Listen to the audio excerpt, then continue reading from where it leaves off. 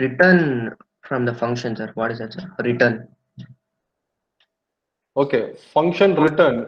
Return from the function is like once you are done with a particular function, right? When you say return, that particular statement goes to the caller. Anybody who has called that particular function, right? Okay, sir. So when you give a return within the function definition, that particular statement will give that particular value to the caller who have called the function. Okay, sir. Okay. Okay, sir. Got it. Yeah. Sir, in the definition of expression, it's given returns a value, which means. Yeah, in the definition of expression, it says returns a value. That basically means that anything that returns a value, that essentially tells you that if you have something that gives you a value, in that sense, I say it returns a value. If you have got a statement or an expression or a variable itself, which has a variable is also an expression, right? So anything that has a value or that gives you a value back to you, right? You say it as an expression. So that is with respect to expressions returning a value. So expressions always returns a value to you. Okay. Okay, sir. Yes, sir. We will see in depth about returns again when we see functions. Okay, but maybe if time permits, today we will have a simple example on functions and returning value as well. Okay, sir. Thank you, sir. Yeah. So, Yes. so, sir, Yes. actually, what's legacy code and placeholders, sir? See, legacy code means code that is no more advised to be used. Something like deprecated or which will be deprecated soon. Okay, sir. Okay, so that is called as What's placeholder, sir? Like, placeholder is something like, say, for example, in a print statement, if you type a particular string, and if you want that particular string to be printed out, and within that particular string, if you want a particular value or a variable's value to be printed, you make use of a space. okay, sir. That particular space is called as the placeholder. Oh, okay, sir. Remember, in print Okay, functions, you probably Thank you, would have used the curly braces. Yes, sir. Yeah, within the print statement, if you have got some curly braces, that particular curly braces is called as the placeholder, wherein the curly braces will be replaced with the value that you specify. Oh, okay, sir. Yes, sir. Thank you, sir. Okay. So without placeholders, how can we print that, sir? So which is the best technique you're advising? I advise you to make use of the format method and the placeholder technique. Okay, sir. And also F strings. That's new in Python 3, Yeah, right? yeah. We will talk more about F strings later, but since we have already seen format method, you can make use of format method for now. Once we understand F strings, you can choose whether to decide format or to use F strings. Yes, sir. Yeah. Shall we continue, students? No more questions in these lines?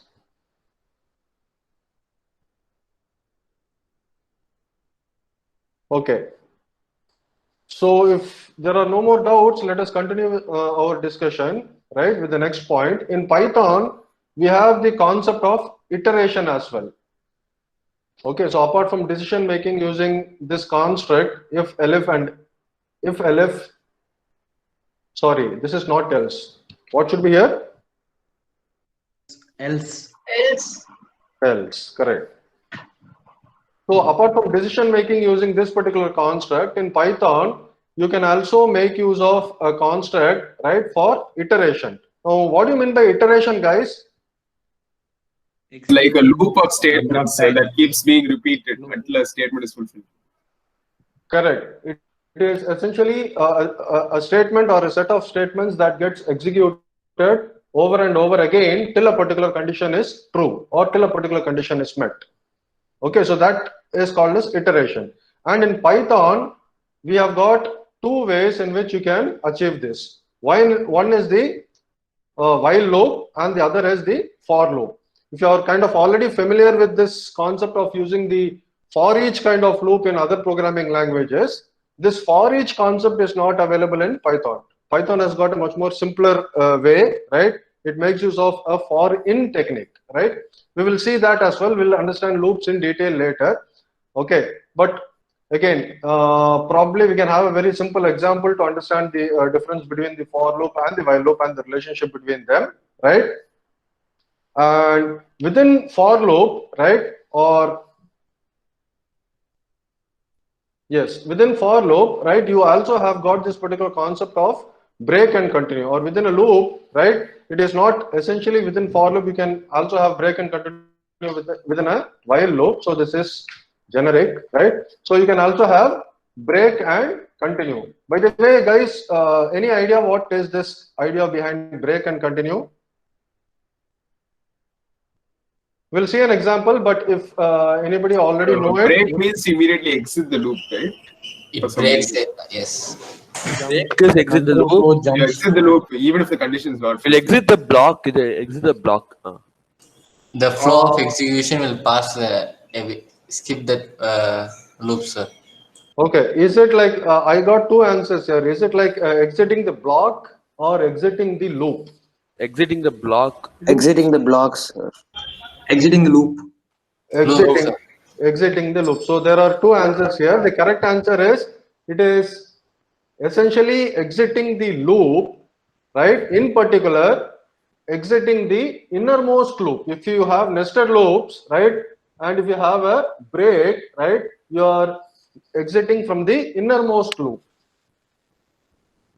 Okay, so break is for exiting from the loop, right, So and not exiting from the block. Okay. Exiting the like just the one loop, not the full loop, like nested loop.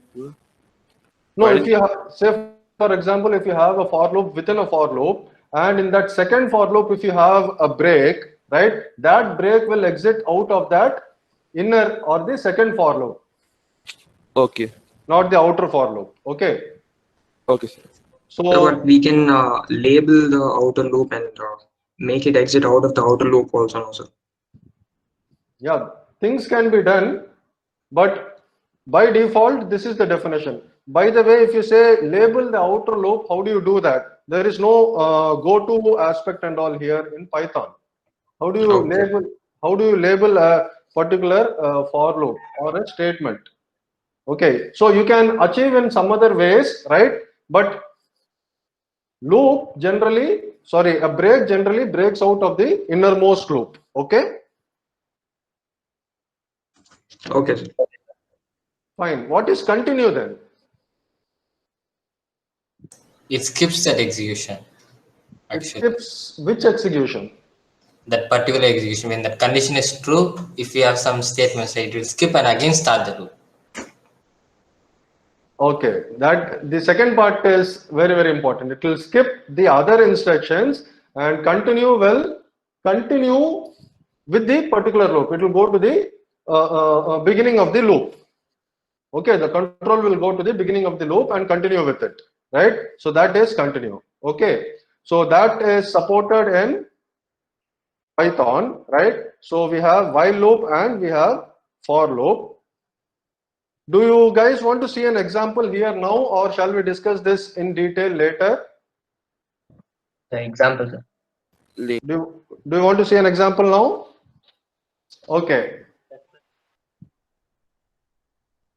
Fine. So let us see a very simple example for these particular concepts through a simple program, right? So I have a empty file test.py, right? Let us start with a while loop, say for example, right? Say I have x is equal to 10, okay, and while loop is something like this. You specify the initialization condition, right?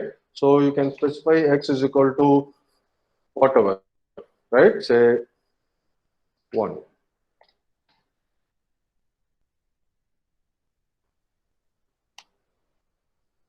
And you can have a condition, right? Say while x is less than 20 or something, right?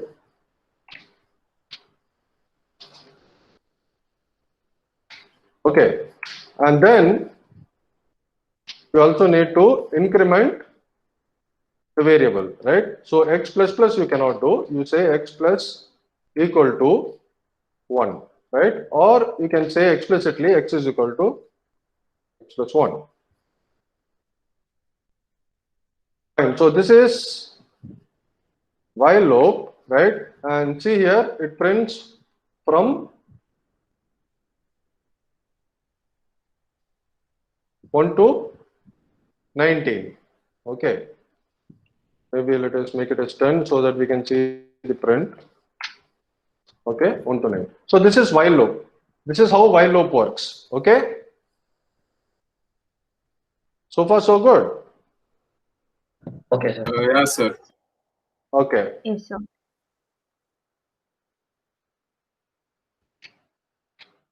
And if we want to do a similar thing using a for loop, the construct is you make use of for, right? You specify a variable, right? Any variable. So say I, n, you specify the sequence, right? We'll talk more about sequences, lists, tuples, etc. later. But for now, you specify here after n what is called as a sequence, right? So let us make use of a function called as, say, for example, range. There is a function called as range, right? That gives you a range of numbers, right? In this particular case, if I say 10, right? Range accepts maximum 3 parameters. We'll talk more about range later. But this particular statement for I in range, right? Range 10 is the end value, right? So you can say for I in range, that actually means, this particular statement actually means, right? For each of the items, right? Within this particular container, right? So this range 10 will create a container, right? Say for example, if you want to test out this, if I go to Python 3 in REPL and if I say range 10, right? It says range from 0 to 10, right? So you get numbers from 0 to 10, not including 10. Okay. 9, up to 9. Correct. So let us exit this out now that we know something about range, right? Now let us make use of this range and print out all the numbers now.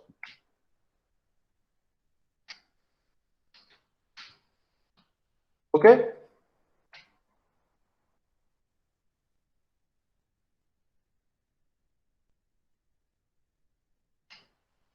Okay, x is not defined. What is this x? Okay, x is not defined, correct. So we print what is called as I here. Okay, we don't have x, right? So we print 0 to 9. So what essentially happens is, this is iteration, this is also iteration, right? But probably either you can make use of this approach or this approach, right? So this approach is essentially for all the items, right, within this particular container, right? For each iteration, right, do this. Okay, understanding? And essentially all the items in this particular container within will actually be printed, right, one by one. Okay, so for I in this particular container, with respect to each iteration, right, do this particular statements. Here what I am doing, I am printing I. So in the first iteration, what will happen? The value of I will be 0. The second iteration, the value of I will be the next element, right? And then the next element, so on and so forth. So this is for loop and while loop. Okay, so let us also see break and continue. Okay, so we understood that break is nothing but breaking out of the or coming out of the loop, right? So in order to illustrate that, right, say, let me have another if condition here, right? And say we can have something else.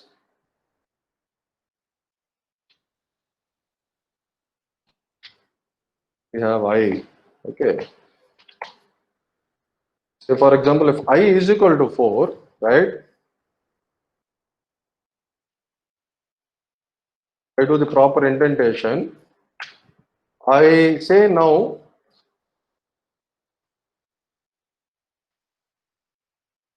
okay, break.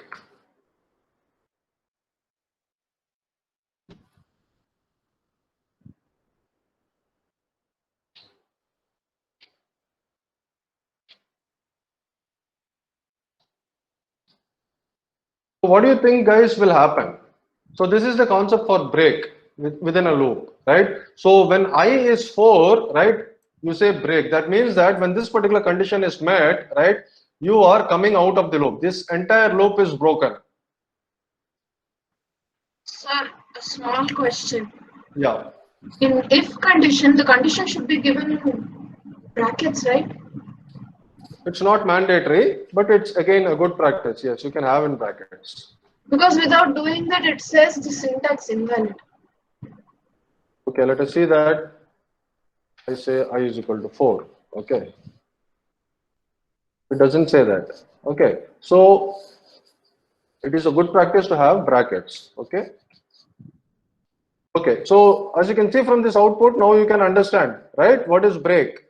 So first time I is 0. Is 0 equal to 4? It's not equal to 4, right? So it comes to the else part, it prints I. 0 is printed, right?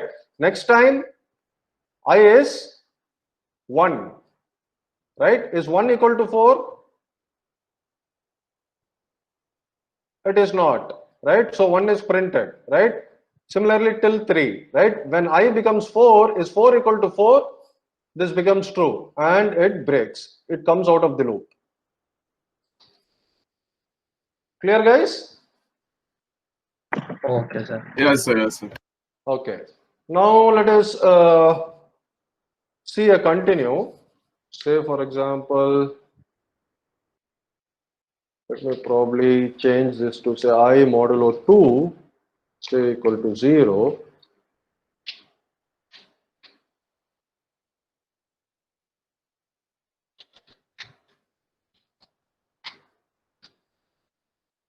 If I say I modulo 2 equal to 0, then continue. Okay.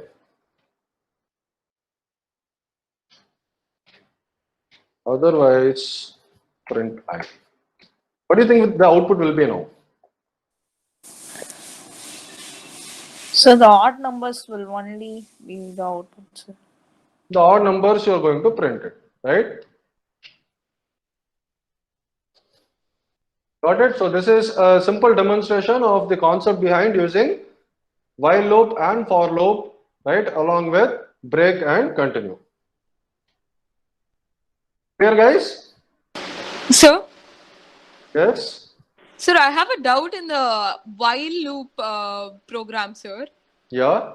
Sir, you have defined x is equal to 10 and x is equal to 1. What does that mean, sir? Like for in the brackets you've given x is less than 10. That part I understood, but why have you defined Oh yeah, two? this is not required. Yeah. Oh, okay, sir. Yeah. Yes, sir. Yeah, but then you don't get any output. What is the mistake here? X equal to 1. X is 10. Yeah. That is required. That is required. Yeah, your question was right, but that is required. That is required because. Can anybody say that? So the initial value. That is required. This is not required. Yes, sir. Right? Yes, sir. Yes, sir. Right, sir. Yeah. So the thing is, like, you need to have a initialized value, the initial value, right? And then you have your particular condition being tested here, right? And also need to increment or decrement that particular value according to the program asked. Sir, I have one more doubt, sir. Yes. In the output, it should start from 2, right? Like, why is it starting from 1, sir? Because you have written your code that way. There is some noise coming. Yeah. Sir? Yeah. Tell me.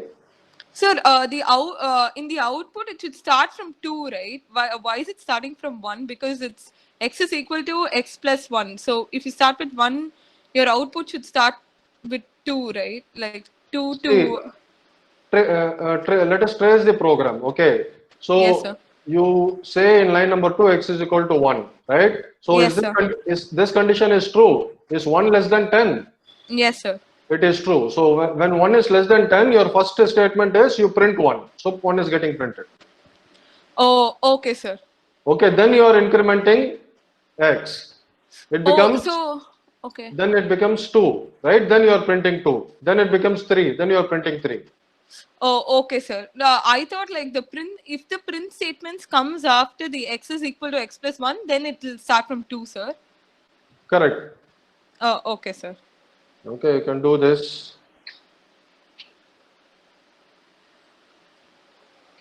All right. Yes, sir. Yes, sir. Thank you, sir. Okay, so guys, that is the concept behind while loop and for loop in Python. Yes. In the for loop, sir,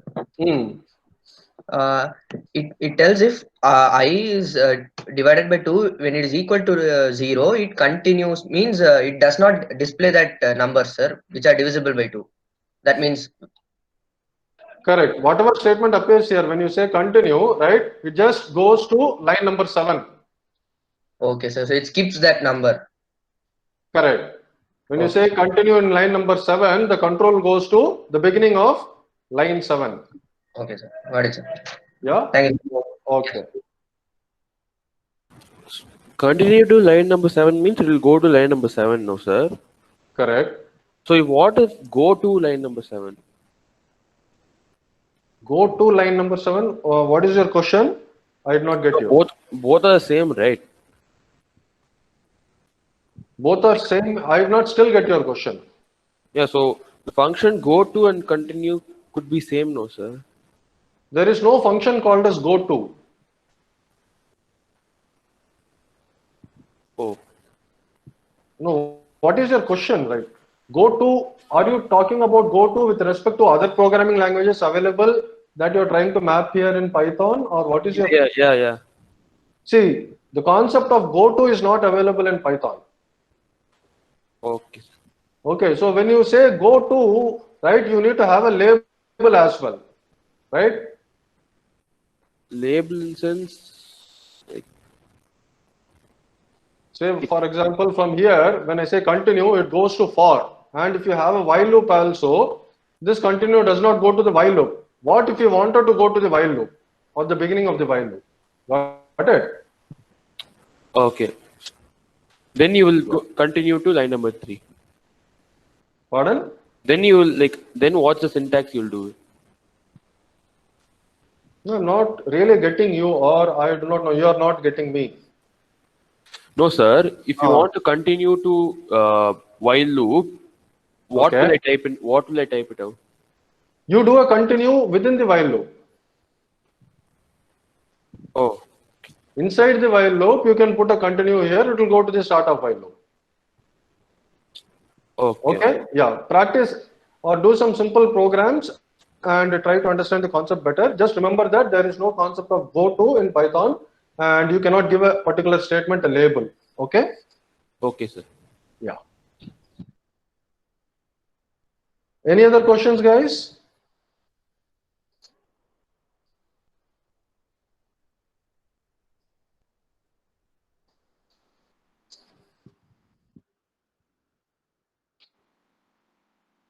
Sir. Yes. So even with a label like say main function, that is a label, no sir, like it has a name. So even in that case also I can't use go to anywhere. No way. I can't say go to main again. Yeah. You can call the function main to happen that. Unlike in C or C++, wherein you put something like this and say some name, right, and then say go to A, that's not possible here. Okay. So you're telling I can do go to main, sir? Come again. I didn't get you actually. So you're telling I can type go to main in Python. Are you telling that? You cannot type. I cannot. Okay, sir.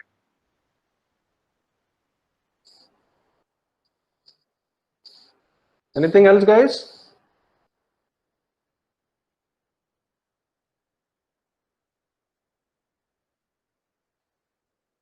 Right, so that is iteration in Python, guys, right?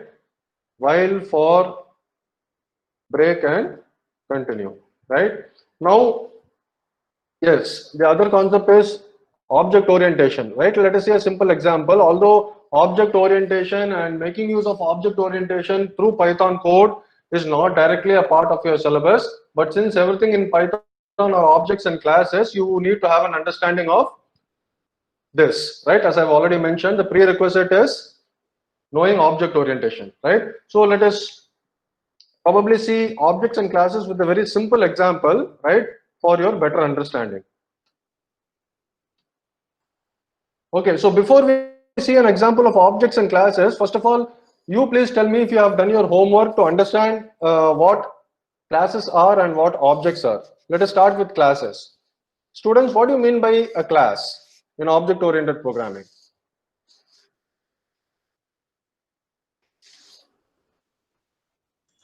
Sir, Yeah, somebody said it's a blueprint. Yeah.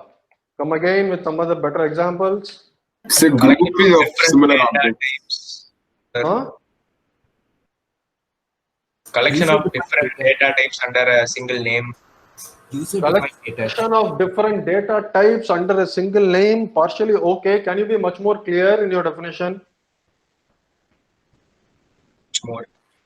User-defined data type. A block with many properties that resemble real-world objects. Okay, block with many properties that resemble something. Blueprint, all are fine, right? So let me put it this way. So classes or blueprints are something that allows you to create multiple objects. So you can have a single class and you can have multiple instances of that particular class.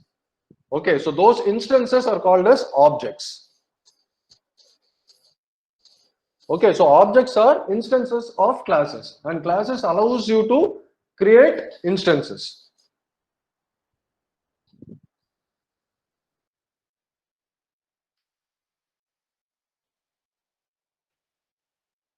Okay, so let us see a very simple example for classes and objects, right? So let me create a class, right? Let me not put anything inside main for now, right? Let me create a blueprint. So according to the definition, what is a class? Class is a blueprint or a template, right, for creating objects or instances, right? So let us create that blueprint now, right? To create a blueprint in class, right, you make use of a keyword, right, which is built in, which is called as class. Just like def, def, there is something called as class, right, followed by space and then the name of the class, right? Say for example, let us create a class called as, for illustration, let us create a class called as a student, right? So you say class student and you put a colon. So this is your class code block, right? And unlike definition, right, you don't put this here inside class, but in certain classes you put this as well. We'll see that later, right? But when you create a class, right, this is how you define or create a class. You specify class followed by the name of the class, right?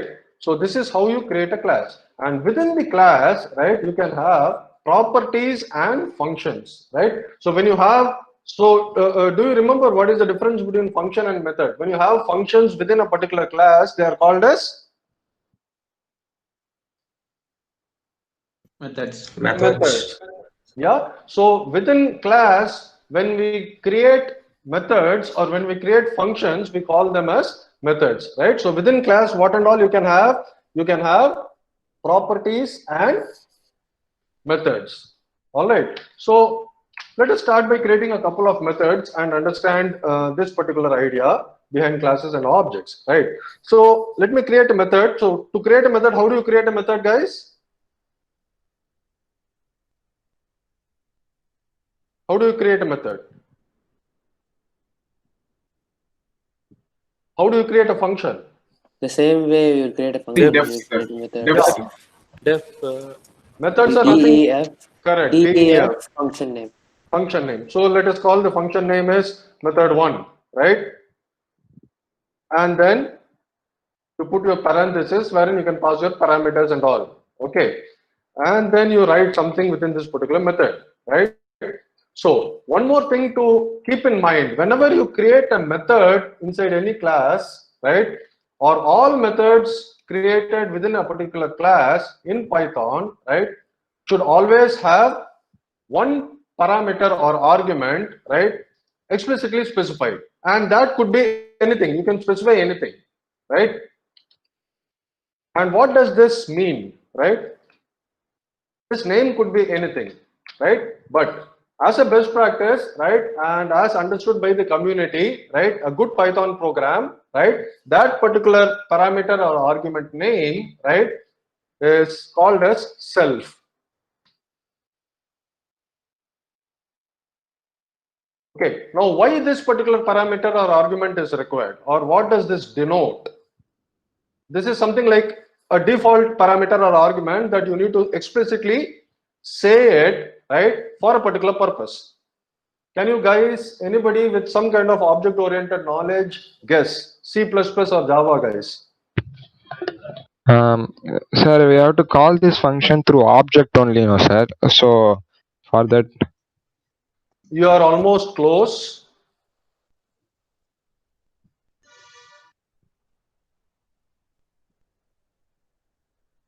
Sir, could you repeat the question?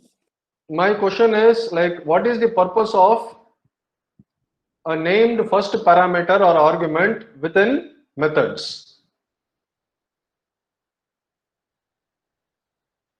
Okay, and this by or as a best practice is called as self, although the name could be anything, right? And my question is, what is the purpose of self?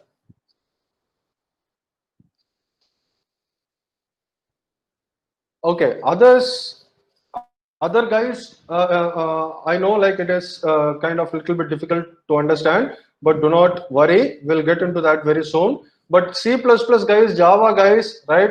If you guys want to understand this particular idea, right? Have you ever used this in C++ and Java? This dot. Anytime in your programs? Yes, sir. No, sir.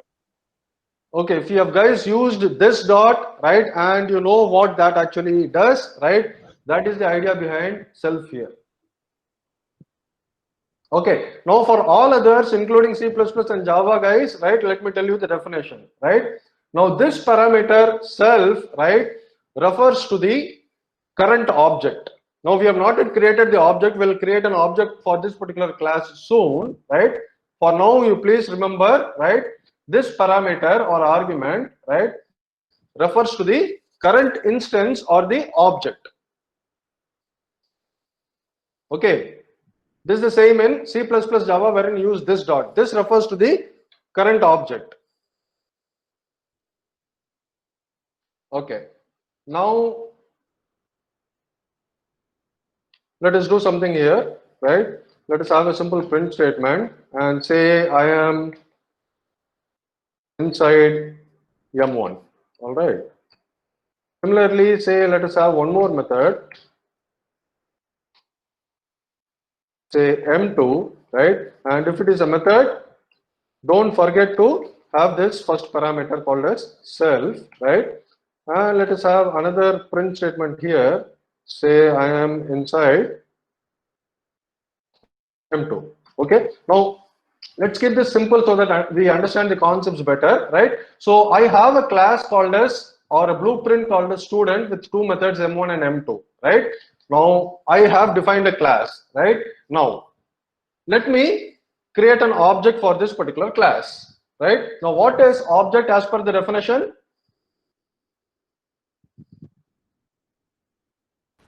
S1, like S1? Yes.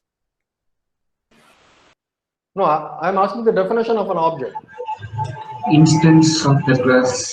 Instance of a class, right? So when you map the concept of class and objects to a real world example, think of classes as your blueprint or the architect's blueprint for building multiple houses, right? So the blueprint is your class, and all your houses that actually conforms to that particular blueprint are all objects of that particular blueprint, right? So that particular blueprint has got the same structure, and the same structure is available for all the houses, yet each house is unique, right?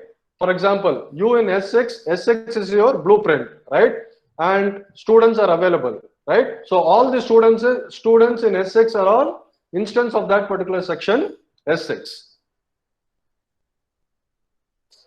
So that is the idea of classes and objects. You can have a single blueprint, you can have multiple instances. All right.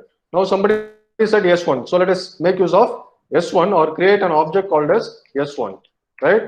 So you say S1, right? Say S1 is, say, for example, student 1, right? So S1 is an object of type student. So your student now becomes your kind of custom data type. You are creating your own type. And what is the name of type? Just like built-in type, int, float, etc., right? Now your type is student that you have written, right? Or the class in specifically, right? So to create an object, what you do is you specify the name of the object that you want to create. It is essentially a variable name. S1 is equal to, right? And you specify or invoke your particular class, right? And the class name is student, right? Followed by opening parenthesis and closing parenthesis, right? Now, although you don't have an opening parenthesis and closing parenthesis here, this notation, right, allows you to, or tells the Python interpreter, okay, please go ahead and create a particular object called as S1, right? And that is, or that particular thing is called as constructor, right? So a constructor creates an object, right? So this particular notation creates an object of type student and saves it in the variable S1. So your variable S1 is an object of type student. Okay.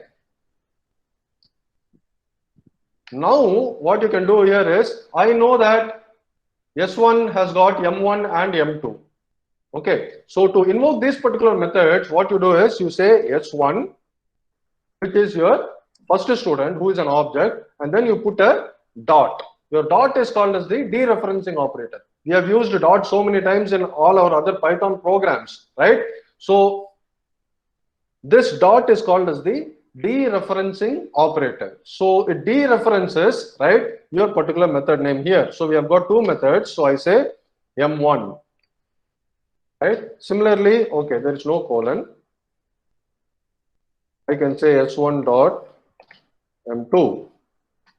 Okay, so this object invokes M1. S1 invokes M2, right? So if we run our program now, right? See, I have inside M1, inside M2. Understood? So you cannot directly call M1, M2, right?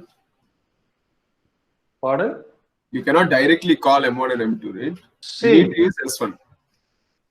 You cannot directly call M1, M2. Okay. Sir, also in M1, like in the class, define def M1 self. What is it self?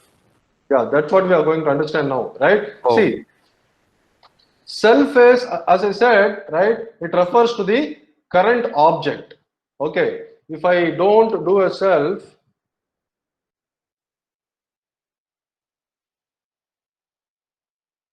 and if I say S1 dot and S1 dot, right, my current object is S1. Okay, now if I do this, right, it says M1 takes 0 positional arguments, but 1 was given, right? So the idea here is, right, when you say self, right, and when you invoke M1 through this particular object, right, this M1 is for S1. Okay. And when you say S1 dot M2, this M2 is now associated with this particular object. Say now I create S2. And this is S2. Okay. Now when I say S2 dot M1, right? So it's the same method M1, but now this M1 is being associated to this particular object. Right? So you can create any number of objects, right? And to understand which particular object associates, right, with the particular method, right, or the current object that you are trying to associate with the particular method that you have defined, you say it as self. All right?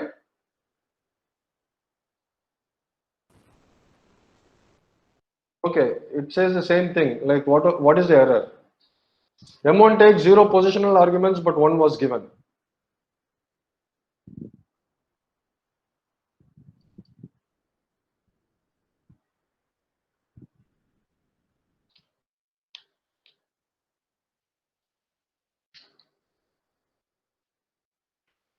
Inside M1, inside M2. Okay.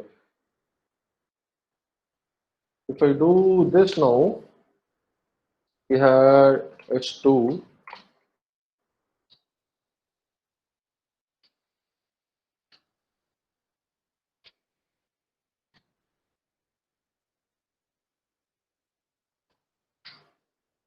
Okay. Why did the error come before and now it's coming? I think indentation problem or some other thing. Maybe. Okay. Okay, so this is the idea for your self thing. Okay, now this is the concept behind classes and objects in a very short explanation, right? Now let me tell you one more thing, right? We have methods here. A blueprint contains methods and properties. Now let me demonstrate you a property as well, right? We don't have any properties here, right? Say for example, let me take this string inside M1 and inside M2 within a variable. Say, let me have a variable called as x, right? And put the string inside that. So that you can again probably better understand self with these properties as well. Okay, if I do this and put this here, right? And if I have another variable, right? And if I put inside M2 here, okay, what I can do here is I can now refer to x not directly, right? I will refer to x through the current object, right? So I can say self dot x. Okay. Similarly, I say here as self dot y, right? The output is going to be the same, right? But we have added properties. We have understood self in a much more better manner. Okay. So this is class objects, right? And in fact, behind the scenes, everything in Python, right, works under the hood using this particular idea, right? So classes, objects, and classes contain properties and methods. Okay, and let us see one more concept. Okay, it's 11:52. Let us see one more concept, and if time permits, let us continue. So the other concept is the concept of inheritance, right? So what do you mean by inheritance, guys? Inheritance is the concept of inheriting the properties of the parent, right? Yeah. So in Python, right, you can create a subclass, right? So let me inherit the properties of the previous class, student, right, in a subclass. To create a subclass, it is essentially a class. So you start by class, and then let me say this is student 2, right? And since this is a subclass which is derived from this particular class, right, you can do that, or you need to specify that within your parenthesis. So here you now specify your parenthesis. Okay. Now within student 2, you specify the name of your the parent class that you want to inherit from, right? So your parent class name is student. All right. So now student 2 right, inherits everything that is available in student. So now even if I don't write anything here, right, and if I create an object of student 2, say called as S1 again, that the object name is the same S1, but this time he is student 2, right? And if I invoke M1 and M2, as you can see here, if I run the program, right, I still get inside M1, inside M2. I don't have any code here. The properties are inherited. Got it, guys? Yes, sir. What Now, if there is a code in student 2, then it will go under that. It will go under that. So if I say def M1 explicitly, if I do M1 here, what do you think will happen? Right? And say print, say for example, hello, right? And let me comment this out, right? What do you think the output will be now? I have specifically said M1 here and I am saying print hello. So whether this will be printed or this will be printed. Hello will be printed. Hello will be printed. Hello will be printed.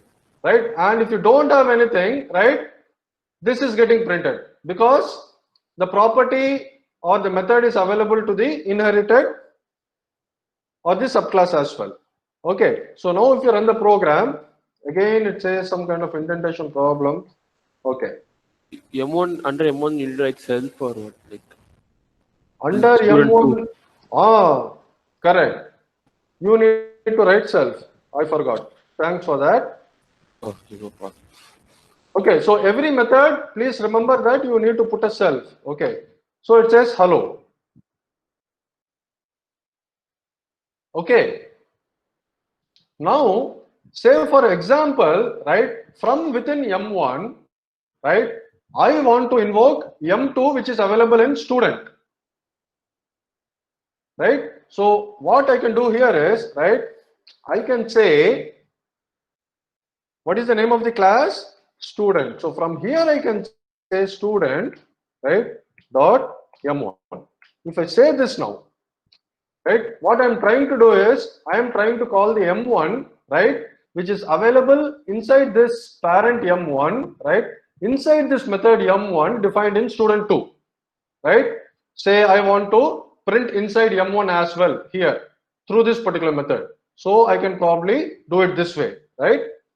So if I do this, again it says that missing one argument, positional argument self. So here do I need to put a self? I need to put a self here as well, although it is a call. Okay. Okay, I always forget this. Okay. So hello inside M1. But why do we need to put self again? Because you're just calling, right? It is calling, but here, although it is calling here from within the subclass, right, you need to specify self to associate the method call with the current object. So within the class, yes, self is very, very required.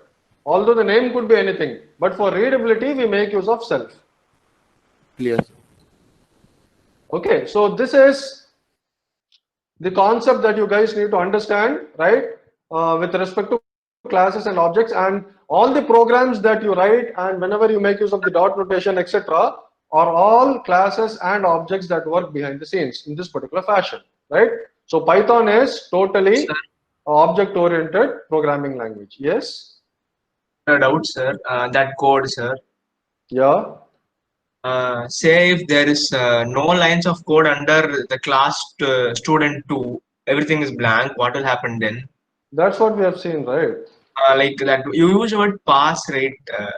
That is just a kind of temporary support, telling the compiler or telling yourself that you will come back to that particular code block, or you will revisit that particular code block once you are done with other portions of the program. So if I don't use it also, I'll get the same out. If you don't use, okay, you mean like you don't have anything? Yeah, okay, if you don't have anything, you don't have anything in the block, right? So you need to have something in the block, right? And if you feel that, okay, I will come back to you later, you can just say pass, right? And do the other stuff and then come back here and add your statements. Oh, okay, sir. Okay? Yes, got it. Yeah. Sir? Yeah. Sir, what do you mean by method, sir? Like, what is the definition of method? A method is a function defined inside a class. And then an object is defined under a method, sir. No, an object is an instance of a class. Sir, I'm not able to understand, sir. An object is of type the particular class that you define. So earlier Yes, we have sir. seen something like S1 is equal to student. Yes, sir. Okay. So S1 is an object of type student. Oh, okay, sir. Yeah. So that is an object. Oh, okay, sir. Okay, sir. Okay. You can create as many objects as you like for a particular class. Oh, okay, sir. Yeah. So Sir, I have one more doubt, sir. yeah. You have to define you have to define self or a method, sir. Like Yeah, whenever you define and make use of a method within a particular class, you need to explicitly say a particular parameter, which will be the first parameter, and the first parameter's name could be named anything, but it is typically a good practice to name it as self. Oh, okay, sir. Yeah. Okay, sir. Sir, actually, can you like brief about the relationship between class, object, and method, sir? Like a simple relationship. Simple relationship between a class, object, and a method. Yes, sir. Okay, say for example, I have a class called as say vehicle. Okay, sir. Okay, and say I have within that particular class vehicle, I have a method called as say drive. Okay, sir. Okay, now I create an object of type vehicle, say bullet. Okay, sir. Okay, and when I say bullet.drive, right? So Yes, sir. I mean to say that like bullet is a vehicle that could be driven. Oh, okay, sir. Okay, sir. Okay, now say for example, I create a vehicle called as say Audi or BMW, which is a car. Okay, sir. Okay, now I can also say Audi.drive because I can drive my car as well. Oh, okay, sir. Yes, But sir. still that particular Audi or BMW object that I've created is of type vehicle. Bullet is also of type vehicle. Oh, yes, sir. Yes, sir. I got Understood? it, sir. Yes, sir. Okay. Thank you, sir. Yeah. So one doubt, sir. Yeah. Is it possible to create an object within the class? No, you don't create object within the class. That is not the idea and that is not supported. Classes are like, think of a class as a framework or a template. Okay. Yeah. Okay, sir. Right.